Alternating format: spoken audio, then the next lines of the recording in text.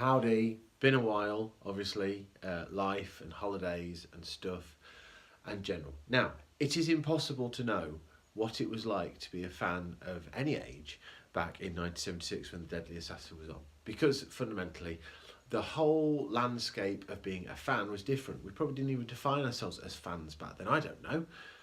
Nobody knows. But, well, no, actually, people who were there know. Anyway, that's by the by. So we know there weren't many books, you know, there'd been the Radio Times thing, and there'd probably been lists started to be made and stuff like that.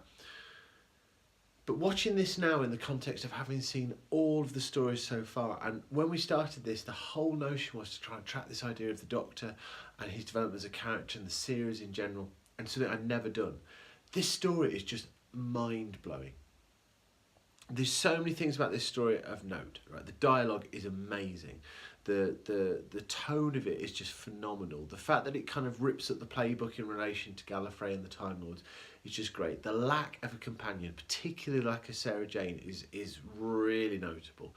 The fact that Tom gets himself in such scrapes, you know there's nobody there to help him out, and all he's got to rely on is convincing these other people that he's on, you know, that he's the good guy. And it's so nice in episode 2, we've watched 2 episodes, it's so nice in episode 2 where you start to see that process take place, and you get a scene with Engin and the other guy whose name escapes me, but that doesn't matter. And like the death of Runcible, that's shocking. The revelation it's a master is really underplayed, even though he was in the end credits of episode 1. That could have been made a bit more of, but just this notion of the Time Lords and how we've had the voiceover at the start, of course, and this sense of sort of coming home, but this home is not a nice place, and it's just unbelievable. So if we think about stories that had this level of sort of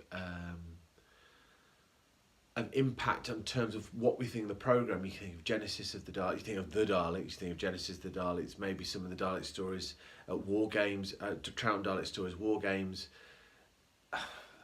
Three Doctors, no, not even the Three Doctors, because the tone's just so playful and like a party.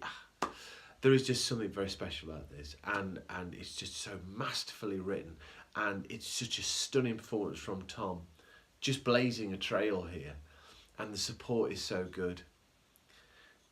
Honestly, I've never seen this story like this before, because I've always known that it's the Deadly Assassin, I've always known that it's about Gallifrey and all that kind of thing, but in this instance, having laid the groundwork for going all the way through and getting to this point now, it is massive, and what more can you say than that? It's wonderful.